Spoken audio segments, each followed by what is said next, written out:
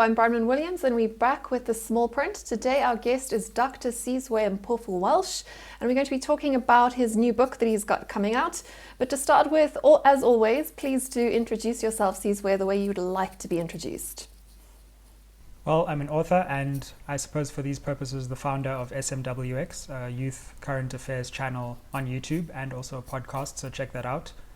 But beyond what I do, as far as projects are concerned, I suppose I think, or at least aspire to be a syncretist, that being someone who combines multiple disparate threads into one united life, and that's what I try to be.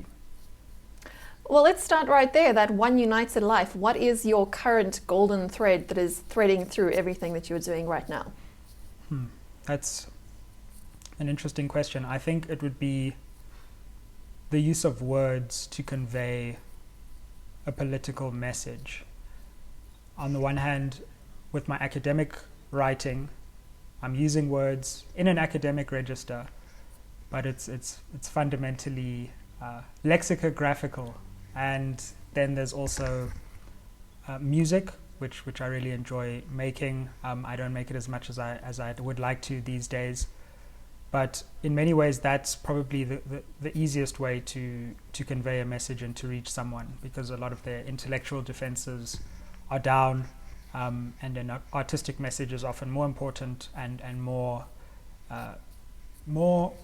effective than an intellectual message. And then, of course, with my books for popular audiences, it's a similar thing. So I have a love for words, and I like using them in different ways to convey messages. I love the way you've said that, and of course that is one of the things that you are well known for, is taking a particular message and then spinning it through different mediums to connect with different audiences, which is also basically the point of this show. So this show, we try to get into the small print behind policies and agendas that are impacting on citizens living in the flawed democracy that we have here in South Africa and across the African continent, so that people watching this show can become more au fait with ideas that they might not be exposed to, but ideas that have a material impact on their life. Because that is, of course, the challenge that we have in this flawed sort of democracy we have right now. Individual citizens don't necessarily feel like they have the agency, even if they do, to get involved with the conversations that are going to end up dictating their future. Because let's face it, decisions are made at a political level that independent citizens have to then live by. And citizens in the current democratic process that we have, you have the ability to cast your vote every 4 or 5 years in the municipal and then the national elections, but you don't seem to have that idea that we can participate in between those occasions or those dates on the calendar. And we want to make sure that more people are involved in those conversations, particularly the uncomfortable ones, which is why we invited you. So the sort of conversations we like to have here as to what's the future policy when it comes to, say, legalizing psychedelic drugs, or what should the policy be around genetic engineering. And of course, being in South Africa, if you want to talk about controversial issues, we have to go back to the roots of the democratic project that we have with us today, and that is that whole democracy project itself, and the end of apartheid, or the not so much of an end of apartheid, which is what your new book is about, which is about the new apartheid. So maybe in your own words, do you want to just describe for us what that means to you? No, thanks, Bronwyn, and I think it's an important platform. I think there's about to be a boom in these kind of digital platforms, so glad to see your platform, and checked out what you've done before. Looks really cool. What I'm trying to do with this new book, The New Apartheid, is puncture a myth that I think is lying right at the center of our public discourse at the moment. And this is this myth that has come under increasing strain, certainly in the last 5 years, that South Africa represents some kind of miraculous transition from an evil and ugly past into a noble and beautiful future. And that moment is marked by the transition in 1994, where the franchise is extended to citizens over the age of 18. A Disney fairy tale sort of new start, right? So that was the idea that was sold to us. It was a Disney ending, like everyone got married, the prince and the princess, right off into the sunset. But then what? Mandela descended from the clouds, and we all lived happily ever after. And the reason I think that narrative and that mythology is so pernicious is because it creates an end of history narrative where our ability to imagine a country and a republic that's different to the one that we have is limited, because we assume that we are living in the best possible world.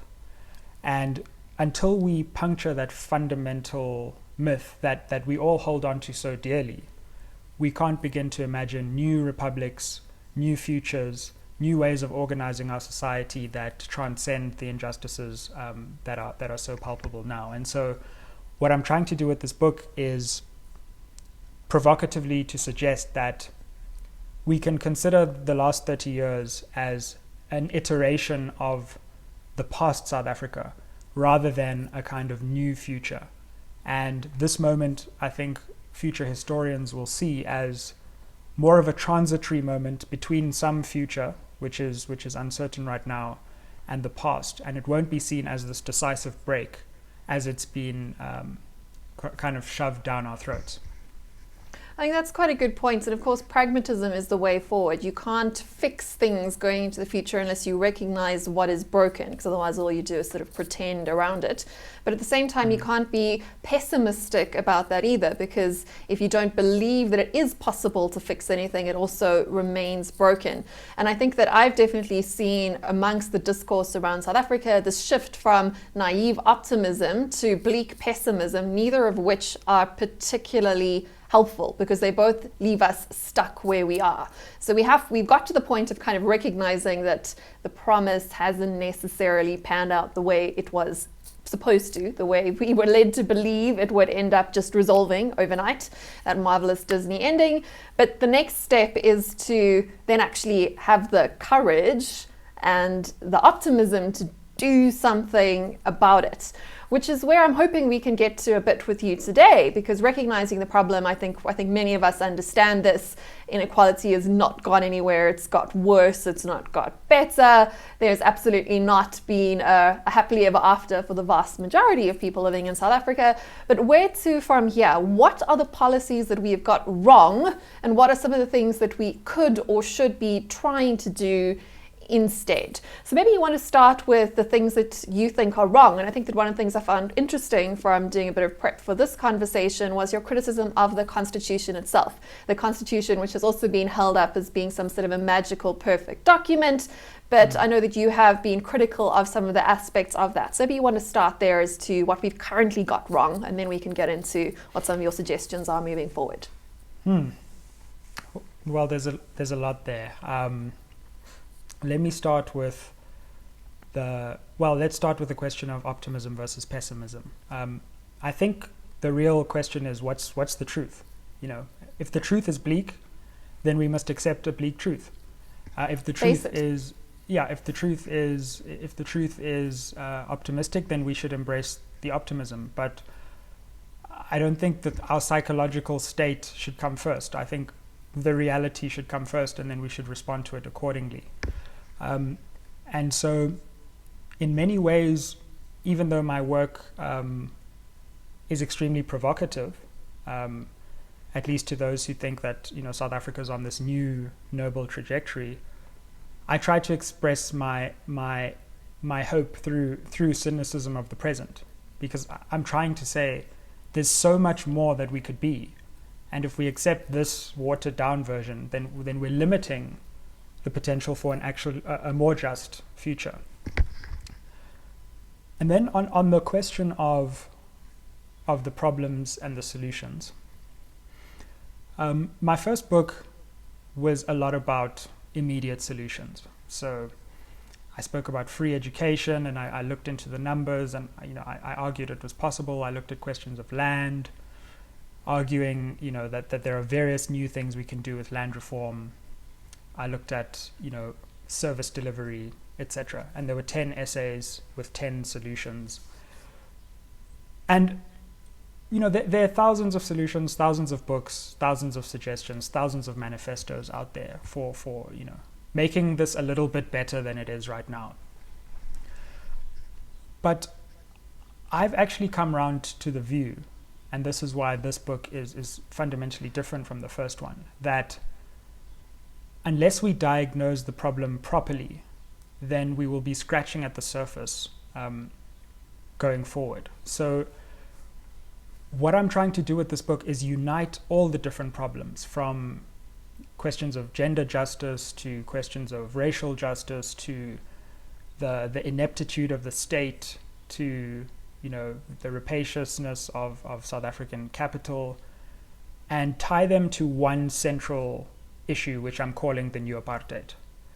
And I think that's crucial, partly for historical reasons, because one of the things that was really fascinating for me, diving deep into apartheid and its thinkers and also resistance to apartheid, was realizing how long it took for people to actually realize apartheid was the problem. In hindsight, it looks obvious, but there were decades where people were thinking, maybe we should get like a native representative, or the problem is just in the workplace. This is a problem of capitalism, and others thought, no, this is a problem of not recognizing traditional leadership, etc. And it took a while to define the problem as apartheid, and somewhere along the line we've lost sight of that central problem, and the problems have now become disparate again, and we need a way to unite them. And so for me, uprooting the new apartheid is the central task of our generation now. And we first need to define what the new apartheid is before we can truly uproot it. And if we don't, the new apartheid will find ways of adapting around our solutions and surprising us with its new iterations. That's an interesting way to put it. Let me just ask you a question here around, when you're talking about the new apartheid, do you think that is a specifically South African phenomenon, or is this something that is playing out across the world? Because I think a lot of the issues that we see are quite similar now across different societies, although the root causes might be different within different nations and different spaces. How unique do you think this diagnosis is then to South Africa right here, right now? It's a fascinating question, and I think the answer is that in some ways South Africa has become more like the rest of the world, and in other ways the rest of the world has become more like South Africa. And so there are unique features of the South African experience which I think are particular, and the one that springs to mind is that apartheid is a system of minority racial control, among many other things. Whereas in the United States, forms of racial control operate from a majority perspective. Same in Australia, same in Europe. So the weird thing about apartheid, which by the way is a very difficult concept to grasp and is much more complex than I initially realized when you get beyond benches and documentaries in black and white and all of that. Like, apartheid is a very deep idea, and it's an idea that has developed over multiple decades. And ultimately what it requires is for a simultaneous process of separation between people, but also entanglement. So we're very closely knitted together, but in a way that separates us fundamentally too. And that, I think, is a very uniquely South African thing. Our external borders push us together, but our internal borders push us apart. And that's really what the problem apartheid was trying to solve, which is we can't run away from the country as apartheid architects. We're kind of surrounded by black people, so we have to live with them, but we need to live apart from them while we live with them. And that's a very South African problem. There are similar problems in other parts of Southern Africa, but not in the same way. On the other hand, global inequalities and global racial inequalities, I think, mirror the South African experience. And what I think South Africa demonstrates, or at least the weight, it adds weight to the argument that democracy on its own is not necessarily the opposite of inequality. So there's this long-held assumption that if you give people the vote, then you'll give the vote to lots of disenfranchised people, and those disenfranchised people will club together protect their interests, and reform society from democracy outwards. But there's also a long tradition, a democratic tradition, where democracy conserves the status quo. And democracy becomes a way of powerful people protecting themselves against the state. And so whether we look at Brazil, India, the US, Southern African examples, I think we need to break this correlation that we assume between democracy and equality. And that's a global problem. Oh, yes, absolutely. Let me ask you another question that gets to a little bit more about the distinction between, say, South Africa and the rest of the world. Would you frame this new apartheid that you're seeing still directly across racial lines, or has it become more of a class thing? So if you want to use your sort of traditional Marxist lenses and all the rest of it, it was more about class conflict than about racial conflict. Of course, in South Africa, those two could be used as proxies, but I think in other places of the world, that distinction between class and race isn't quite as neatly mapped. What are your thoughts there? Again, the contrast between the South African context and the rest of the world. Again, it's fascinating, and it's not altogether simple. I think that what's new about the new apartheid is that there is further evidence of black complicity in the new apartheid, and a certain class of black South Africans have been co-opted into the new apartheid under the pretext of liberation, and so it has blurred the very sharp racial distinctions, and to some extent black privilege at a political level has become complicit in the economic system of apartheid. And that was, by the way, one of the key designs of the late apartheid period, was to create this black middle class which was enmeshed in the apartheid economic system, and would become a buffer layer between the disenfranchised and that whole and the Foreman privileged. mindset, right? Yeah. Absolutely. And that's part of the reason why I think the NP in the negotiating period was so keen to preserve a certain economic structure, which they called a market-led economy, and to weaken the state. And the ANC has weakened the state in ways that only the NP could have dreamed. In addition, right? So I think that there are clear new ways in which race is working right now.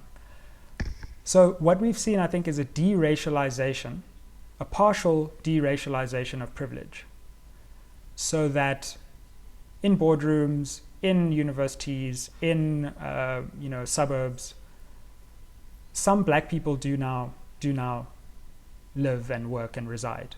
Probably not to the level that they are in the population, but there's certainly been a big change since '94.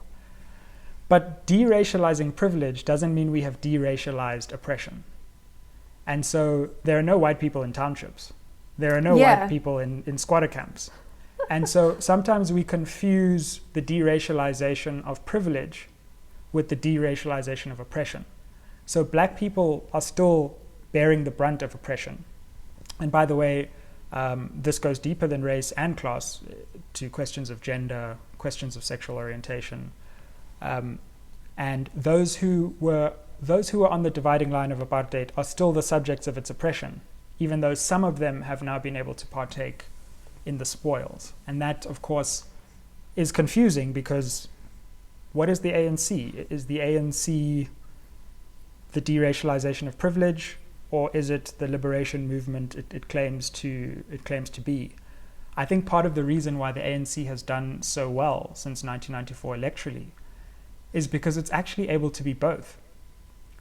It's both a promise that you can drive a nice car and live a comfortable life, and that you're part of some liberation tradition at the same time. And those two things are what a black person coming out of apartheid wants. You want a certain amount of comfort. You don't want to go back into the poverty into which you were consigned. You want nice things sometimes. Like, as human beings, we all like nice things sometimes. But you also want to stay loyal to the liberation mission.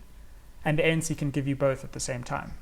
it's totally incoherent, and it's something I think should be rejected politically. But it explains why the ANC still holds such sway. Well, it's ethically incoherent, but at the same time, politically speaking, what you're really saying is that when you are dealing with different layers of privilege and lack of privilege, what you're actually seeing is that racism is being used to justify classism, and at the same time, classism is being used to justify racism, right? So it's like a catch-22 from the perspective of someone who's caught up in both of it, because it says that, you know, we deserve to have wealthy people because, look, we're democratizing wealth on the one end of the scale, but at the same time, then you're perpetuating poverty, and if you spin it away the other way, you can look at it and you kind of come to the same conclusion, and kind of paints you into a circle where you can protect privilege and you can protect racism in practice. And that's an uncomfortable thing to kind of think about. And that's not a crime that only one racial group is guilty of, if that makes sense. If I'm sort of framing the perspective there. But then of course to unravel it becomes that much more problematic, because that's when you get problems with policies that have been designed to address racism, such as affirmative action and BBEE, but that end up perpetuating privilege, right? So if you try to attack that policy, you can be accused of being a racist, but at the same time, if you try and redesign that system, then you can obviously end up perpetuating privilege on the other side. So where do we actually go to from here? How do you approach it as an academic, as someone who has looked at this problem? How do we begin to unpack this? Does it come back to, again, re-looking at what that constitution is and what our mandate is, or how far down do we actually have to unpick this mess that we have built ourselves into, sometimes with very good intentions and also sometimes from perhaps some more slightly cynical intentions? How far do we have to unravel this problem before we can start building up? Well, let me come to the conundrums of racial redress, because I agree with you that certainly affirmative action and BBBEE have failed to. I don't know. They failed to address inequality. They have not failed to address democratizing a certain privileged sector of society. So it depends on what your goal is, that in terms of whether it's failed or not, right? So it's worked for some to solve some problems, but it's ended up perpetuating other problems. And that's of course the problem with any sort of policy. You know, incentives end up eating intentions for breakfast, right? So we've always got to sort of think like the most cynical person in the room to make sure that you don't end up with, of course, those sort of British East India sort of Cobra Club type situations where you end up putting a bounty on cobras' heads and end up actually with more cobras in the community, right? Because the incentive is to breed more snakes in order to get more rewards for killing more of them, right? So we have to try and design systems that are sort of cynicism proof, which is a very difficult challenge. Well, my problem is similar to yours, is that those policies were the only thing that the ANC really did towards fundamentally reorienting the society. So in the book, what I tried to do is say, okay, who won what in the negotiations? And really, when you boil it down, the ANC won state power. It won a rights-based constitutional order, which is something that the National Party didn't want. They didn't want this entrenchment of rights in the constitution, and especially the socio-economic rights. And it won affirmative action, broadly defined. Those three things the National Party didn't want, and they are features of our society. But the problem, the National Party won a market-led economy with a reduced and weakened state. It also won the devolution of power across the provinces. So the ANC was mistaken in thinking that broad declarations of rights plus some form of economic affirmative action would be sufficient to uproot the new apartheid or apartheid. And the National Party didn't care about the declarations. It didn't care about what we said in the constitution. It cared about the structure, the economic structure of the society, and the political structure, and that the state should be devolved so that it would be hard to govern from the center, and that the market would dominate the economy. We can talk about markets later, but our specific kind of market already had racial pathways built into it. So when you now implement BEE on the surface of a society which is broken deep down, you do exactly what you say, is you deracialize the surface, and you deracialize elite spaces, and we've done that in South Africa. But I would add that even within those elite spaces, there are still racial and gender and various other hierarchies. So black people have got into the gates, but they're not necessarily in control inside the gates. So, when I look at the school I went to, St. John's College, I was a black person in St. John's. Unprecedented. But I was a minority in St. John's. So I was there, but I didn't hold power in that space. So I was a minority inside, but a majority outside. And so we still have that situation in a lot of spaces in South Africa.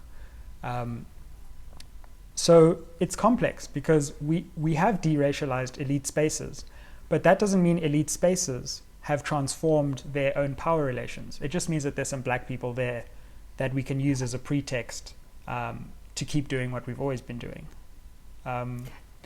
That's an interesting point. Can I jump in there? Because it's almost like, as I was saying, you've got that sort of conflict between democratizing class or democratizing race or fixing those sorts of problems there. What's quite interesting from my perspective and listening to you speak there is that inside the gates of power, what you've kind of seen is that formerly oppressed groups have got money but not power. But outside of those gates, people have got power in the form of the votes and democracy, at least on paper, but they don't have any money. So it's quite a distinct line, right? So we've it's a compromise again. So we fixed it over here, but we've broken more over there. But look, you've got this, but we've got that, but you haven't really got both. And of course, that's what you really need if you want to really democratize the country. That's a great way to put it. I love that. And also, so what I say in the book, is that South Africa is a rare case where history was told by the losers. In that the ANC got to brag and got to frame the story, but they weren't necessarily the winners, the victors of the story.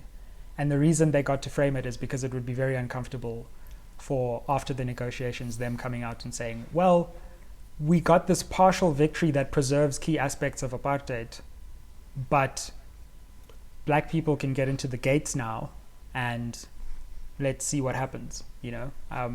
Instead, we got this narrative that emerged, which was there's been this grand transformation, and if we just sit back, automatically justice will gush forth. So ultimately, to get back to the second part of your question, what I tried to do in the book, and I think we have to realize that none of us individually can probably see the full complexity of the problem, let alone propose a full solution to the problem. Number one, this is going to take multiple generations to uproot. So that's the first thing is, if we have a plan, it's not for like what to do next year. It's like, what is the multi-generational project that could take us somewhere out of this?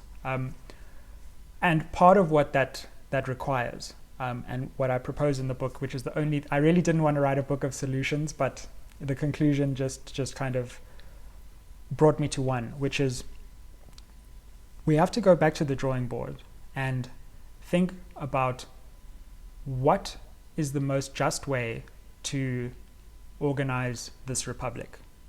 And essentially, I think we need a new republic. So the current republic that we have, which is codified in the Constitution, is a transitional republic between a much more just republic, where not only do we learn the lessons of the apartheid period up to 94, but we also learn the lessons of the 3 decades of the new apartheid. And it's not sufficient, but I think it's necessary that we actually move to a new republic as a matter of urgency. So if there's one thing I think we need to do is convene a constitutional convention, similar to the constitutional convention in the transition. And we've got amazing constitutional minds, we've got brilliant jurists, we've got fantastic legal minds in our country, and refashion the next version of the republic. From the separation of powers to, do we need these provinces, to the electoral system, to, various, to the rights in the constitution, do they work, to the institutions, and like what the public protector, is this thing even working? Like, what is this weird thing between, an ombud and an anti-corruption, like the Human Rights Commission? Why don't we just have like a racial justice, like fundamentally from the entire bottom up, refashion the republic? And many countries have done that before. France is on its 5th republic. There have been wide-ranging constitutional reforms in all the great democracies. And so we've been very, very conservative in not tinkering with anything over the last 3 years. The number of constitutional amendments we've made are very low compared to many other countries. And I think it's time to realize, like, this was a noble experiment, but it's not working. And we need an entirely new republic, which is still a constitutional democracy, but a better one to replace this one. That's an interesting point. However, just to put some perspective in that, we also have quite a unique situation in South Africa in that we have a ruling party with a super majority, essentially, a large majority compared to the much smaller emerging parties, however you want to perspective them, whichever of your favorites there are. Effectively, we do live in a one-party democracy. And is that not part of the reason why we have been resistant to tampering with the constitution that we have, because of the perspective of the imbalance of power that really does bring to democracy? How do you see a way around that? Or is that just a case of we have to wait a couple more election cycles till our democracy matures to the point that there is a balance of power at the constitutional level? Yeah, that's a really important constraint to consider. And also just to note for those who maybe have heard about this book but not read it yet, one of the things I'm realizing is that people think that I'm exonerating the ANC by putting the focus on the word apartheid. But far from it. What I'm actually saying is the ANC has now become complicit in the new apartheid, and it's perpetuated the systems that it's inherited to a large extent, or at least has been tacitly supportive of them by not breaking them down, right? I mean, whether you look Absolutely. at it from an omission or a commission points of view, 30 years in, you are either part of the problem or part of the solution. Exactly. I think most South Africans have come to this conclusion one way or another. Yeah, exactly. I would even go further. I think that there are various sins of commission, even from protecting apartheid, people who didn't apply for amnesty and keeping documents secret and, making themselves rich off the same economic networks as the apartheid system. So I'm certainly not trying to protect the ANC. But what I also am saying is that our problems extend far deeper than the ANC corruption we see hogging the headlines. Again, that's surface level symptom of the new apartheid itself. So we need to destroy the ANC. And that project has to happen simultaneously. What I would say is that the ANC has a lot less power now than it did in 1994, where it was sitting at 65% of the electorate. It's now reduced to the mid to low 50s. And if we were able to fashion at least a better republic then, when violence was raging across the country and we didn't even have a democracy and the National Party had a lot of power, then why can't we fashion one now? In many ways, I think the conditions are more susceptible now to a rethinking of the republic than they were then. And like I said, it's not going to happen next week. But again, I'm trying to inaugurate this debate, with many others, that unless we do that, then we are going to have a new republic, but it's not going to be the one we want. It's going to be the one that's imposed on us by the chaos that will flow from the failures of this republic. So a new republic is probably coming. The question is, are we going to get ahead of that, or will we be engulfed by the new republic that is created by our stagnancy? So are we going to wait to become a failed state and then try to rebuild from that, or are we going to be proactive and prevent that sort of an endpoint? I think that's also a valuable conversation to have, because quite a lot of the people that I've spoken to are quite defeatist and almost turning into sort of accelerationists, saying we need to sort of speed up the failure of the state, which I'm very hesitant to support that viewpoint, because you're talking about a huge amount of collateral damage amongst the most vulnerable members of our society, of which there are very, very many of them. And I think that we should try to save the patient before trying to sort of revive him if we possibly can. So what are your thoughts on that? Is it an inevitable road to failure and rebuilding, or are there ways to turn this ship away from the iceberg? There are absolutely ways to turn this ship from the iceberg. And this is why I say the book is paradoxical, because it's such a fundamental critique of where we are. But it's also a plea to see different futures and to abandon old assumptions for potentially more fruitful new ones. And I think the upheavals and the unrest that we've seen recently have served as a warning that we're not going to have infinite time to get our act together and get rid of this version of the ANC, but not just that, reform, the very republic itself. And I still think we have a window to do that. But if all we're going to do is say, like, we need to quickly fix, build infrastructure for more schools, we're just going to grease the wheels of the new apartheid and make it a more effective machine, and so I think a lot of intellectual work right now needs to go into convening the best constitutional minds and economic minds in the country, which stand, shoulder to shoulder with the best minds in the world, and always have, and to say, what would a new republic look like? One which affirms the kind of justice we want, which is unapologetic about racial and gender justice and various other forms, which preserves the key protections we have in the Constitution that have worked, but which sweeps away, the parts that haven't. And let's get a republic up and running that is fit for purpose. And again, that will only be a necessary part of the problem, because I'm still looking at the state and the public sphere. There's the uprooting of the privatized form of apartheid, which is a whole nother story. But look at the book. But let's get into that, because you've spoken about the states. I mean, the states obviously got problems, but the state is actually a sort of an emergent phenomenon of all of us. It's our choices that have put these people into the places that they're in. We're all complicit in the society that we live in.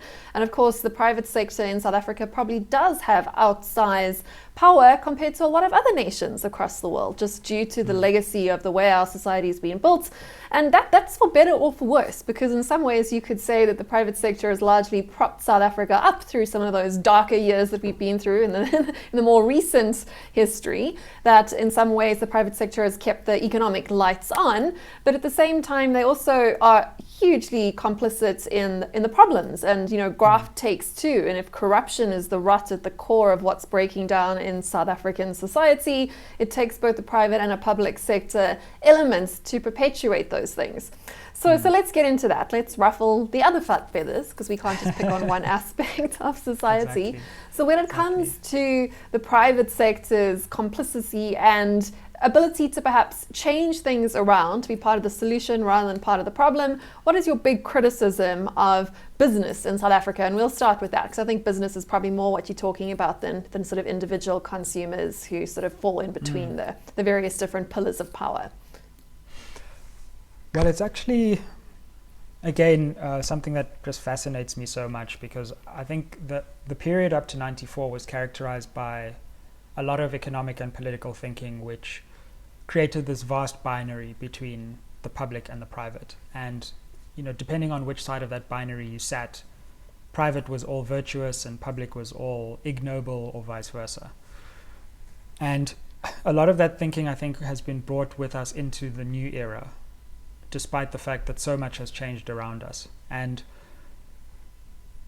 I'm coming around to a very interesting and unexpected view, which is, I think that uprooting the new apartheid is going to require a lot of private action, because it's very difficult to uproot a privatized system by using the state alone. So let me get onto that, because that's another kind of solution-y type thing. But what I ultimately think happened, again, in the transition to this transitional republic that we're in right now, at least I hope, is that I say apartheid was privatized. And what I mean by that is that the burdensome management of the state, which is really costly and takes a lot of energy, especially in a country like South Africa, was handed over. And power increasingly devolved into the private sphere, and business is a key part of that, as not only distributing goods and services, but actually owning key aspects of South African wealth. And I think what business did was use the pretext of democracy, again going back to our earlier conversation, and assume the minimum effective dose of change to preserve the actual inequality of ownership in South Africa. So we got Cyril Ramaphosa on our board, and we just kept doing the same thing that we've always been doing, which was horrendously exploiting black people for minority profit. And so business has not had the imagination, and I don't know if it's possible for it to have the imagination, because if one grouping has benefited since 1994, it's South African business, to get on board with reforming the republic. And when you look at the way that wealth has evolved, what do you see is that basically there was a huge devolution of wealth, but it was kept in the same hands. So we have lots of different companies today. It's not like the 5 conglomerates that controlled the apartheid economy. But when you look into the ownership of the broken up pieces of those conglomerates, the wealth still comes back to very similar places with some caveats. And so once again, the question is, and not to mention the offshoring of wealth, which is another new feature of the new apartheid, the way that if you trace the wealth, not only is it in different companies, but it's also outside of South Africa. When we look at the looting, goodness, I could go on the whole day, I'm going to stop now. But when we look at the looting, obviously I was shocked and terrified and worried. And then I was like, wow, this has been happening in South Africa since South Africa was founded, taking things out of, it's just that there was a visceral expression of it when we actually saw people taking stuff from shops. But our wealth has been taken away, especially since 1994 and offshored. So I just don't think people in business have the imagination to look at the long-term stability of a new republic rather than trying to patch together the current republic so that it benefits them in the short term. Yeah, I think there's a lot of that going on. I mean, if you look at the global trends around business and brands, it's quite easy to draw the parallels between what you're talking about and the whole sort of slap a purpose onto your brand and use it as a marketing strategy. So sort of social justice as a marketing strategy to actually increase your profitability rather than sort of social justice as an end in and of itself, which whether you are opposed to that or against that, I think that it is naive of any of us to expect any business to act outside of a profit motive. Business will act within the constraints of the law, and they will find any loopholes therein. So I think the challenge really does come, if you want to rein business back in, is to again redesign the rules of that game in a way that aren't rigged towards the people who are able to hire the best tax lawyers. I think that this is again a global challenge. Like you can criticize the Bezoses and Musks and all the big guys with their big rockets and toys blasting off into space and like say they don't pay any tax, but it's because we've designed tax codes to preference the wealthy, not the small guy. And that's something that I've definitely been very critical of from a more economic perspective, is that our tax codes are set up to extract the maximum amounts of wealth from the middle classes, and particularly the middle classes, not the wealthier middle classes. Because as soon as you have a business, you can arbitrage tax codes. I mean, there was articles going around today as to how to pay 0% tax on your small business in South Africa, right? I mean, like our tax codes are set up in such a way that it sounds equitable and it sounds progressive, that wealthier people pay higher percentages, but all we end up doing, the more complexity you add to any sort of tax code, the more preferences the guy that's able to arbitrage those opportunities, which is just simply not available to someone that's earning a fixed income, whether that fixed income is quite a high salary or quite a low salary. That's not really where the challenge is. The challenge is rather to do with what are the systems we've designed, what are the rules we've put in place, and why are those rules there? And I think a lot of these conversations I've been having have been around sort of regulation as coronation rather than regulation as sort of suppression of big bad business, right? Because that's what it ends up doing. If you want to start a business, of course, it's easier. If you are a bigger business, it's able to comply with all the red tape and all the regulation. So there's probably two different ways to unpack how to actually address it. The one is by actually relaxing regulation for the small guy, and the other one is taking a closer look at big business and reining it in to try and level the playing field, which is what we really want to do here. We want to stop capital escaping out of Africa, out of the continent, to profit people that don't actually end up living here.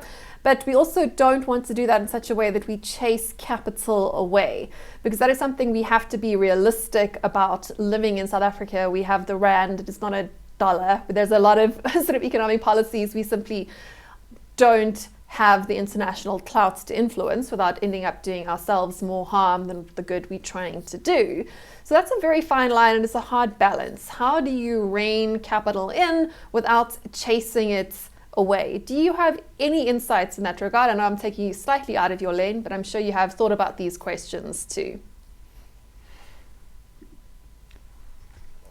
Well, I don't know about all these constraints, that we constantly get told about, that if we do something different, the whole thing's going to collapse and we'll become a failed state. I think we're doing a pretty good job of that already, quite frankly. And I think there are a number of examples, both historical examples and contemporary examples, where a state has been able to balance, maintaining a dynamic economy with putting its citizens' interests first and not allowing massive capital flight. And so I just don't see that if the ANC in 1994 had decided that we weren't going to allow this tremendous capital flight, that the economy would have crumbled. So I think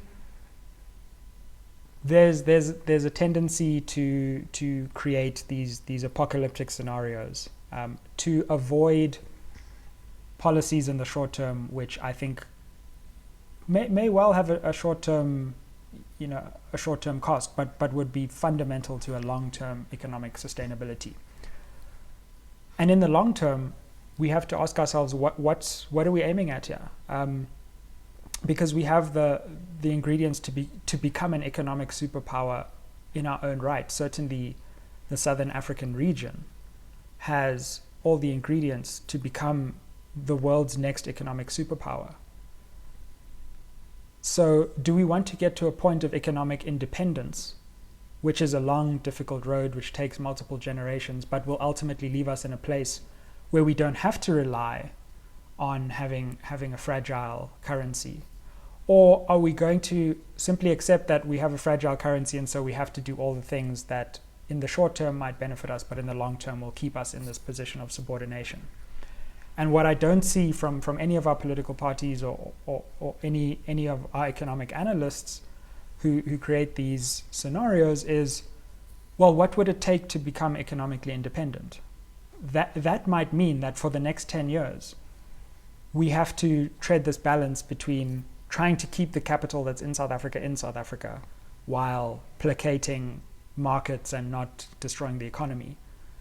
But we have to do both, rather than just submitting to doing the one. So again, are we coming together to think, okay, Southern Africa is in a mess, but how do we reconfigure the region over the next 50 years to become a political and economic integrated whole of some kind that can punch above its weight and protect its resources?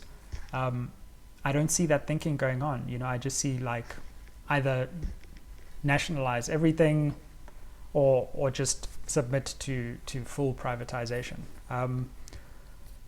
So that's what I think is if business really wants to do amazing things, then let's come together and build an economic superpower over the next 50 years, and then be in the driver's seat, at least in the region and the continent. Then that's a really fascinating thing to do, and let's sit down and figure out how that works. But just keeping us in this position of dependence might benefit us in the short term, but I think erodes our position in the long term. And part of the reason I think we have failed so far to build something more fruitful is that we don't want to do anything that's hard in the short term. Yeah. And now, 3 decades on, the long-term consequences of that are coming back to bite, because no matter what happens with the rand, if everything goes up in flames, then that's not a good economic model either. I like what you're saying. I think one of my sort of more radical ideas would be that a lot of our supposedly progressive policies that are on the table, including things like expropriation and nationalization and all those sort of big scary words, are actually fundamentally conservative policies that are sort of like, they're like last century's policies. If we want to be really progressive, the conversation has to shift as to how do you turn South Africa, or at least a couple of key cities within South Africa, into global economic hubs and leaders.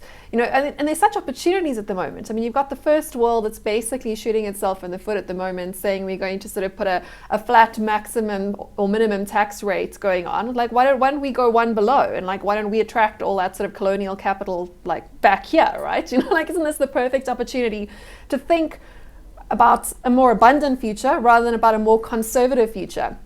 So if we want to say, oh no, we want to match the OECD, we're going to play their game, then you are playing their game, right? Why do you have to fall in line with that? Why don't we think more radically, but like really radically, not as sort of the pseudo progressive policies that are actually really old fashioned and not forward thinking. They're very sort of retro thinking. Anyway, that's sort of my perspective. I think it's time to approach this as an emerging city state. We're having these conversations coming out of the global thought leader economy and like pockets of innovation going on. Why do we want to play a 20th century game when we could be thinking much further ahead? And I think there's a lot of precedent across Africa to show that we do have the ability to leapfrog in specific industries if we do put our best brains and our best efforts behind it.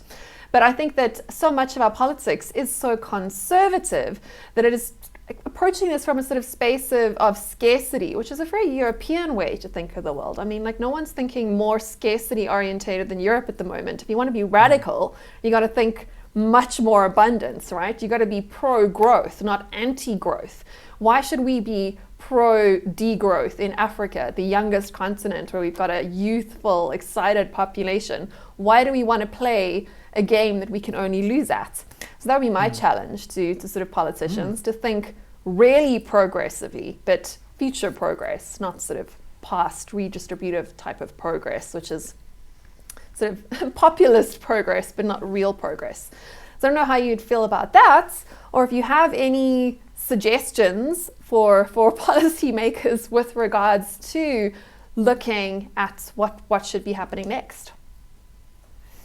Yeah, I couldn't agree more. And I think, again, unexpected as it was, what this book has made me realize and believe anew is that the public and private distinction needs to be reformulated when we look at South Africa, because things are so entangled that we're not going to get to a point where the state or the public is fundamentally different from the private. And so any solution is going to come from both at the same time. And the interrelation between the two is, I think, what's most important for any future strategy. And so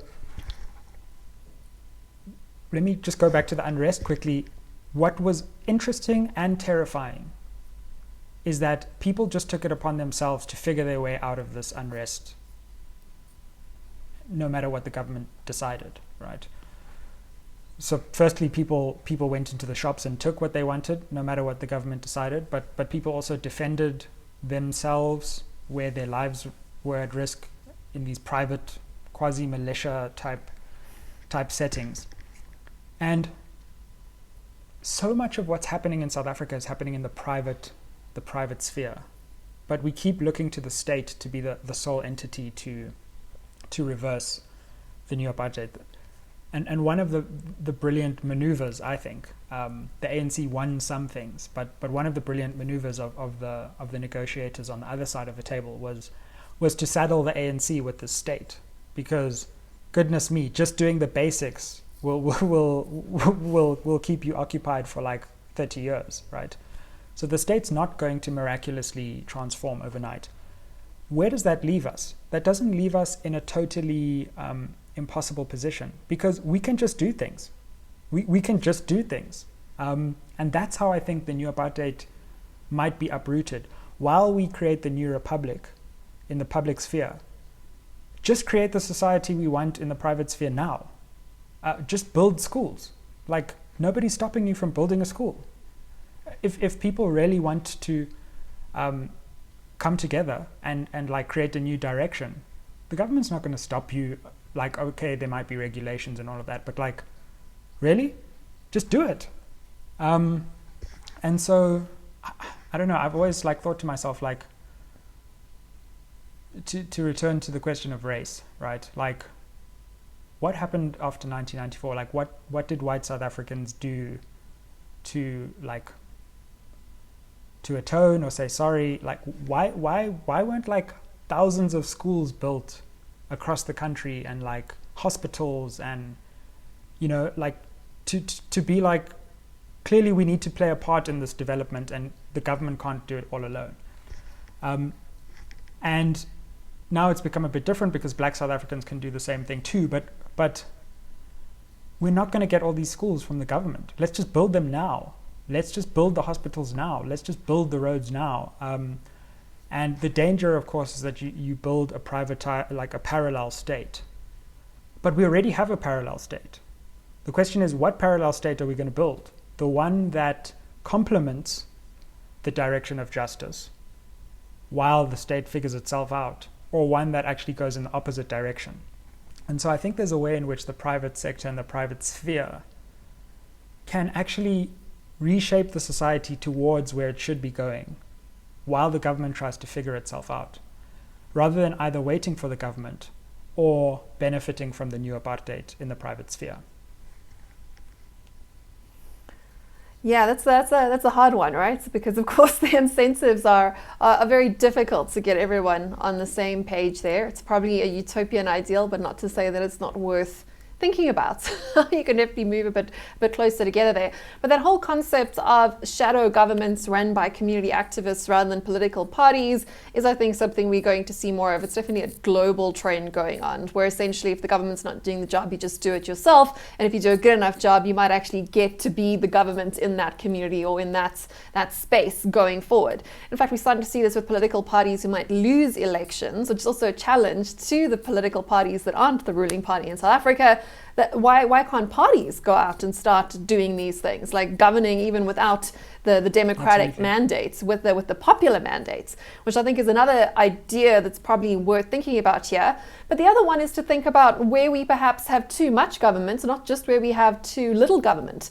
Again, there's this concept that's coming out of saying that what we should be working towards from a state point of view, given, as you said, it's really, really difficult to govern and to give service delivery to a very large population.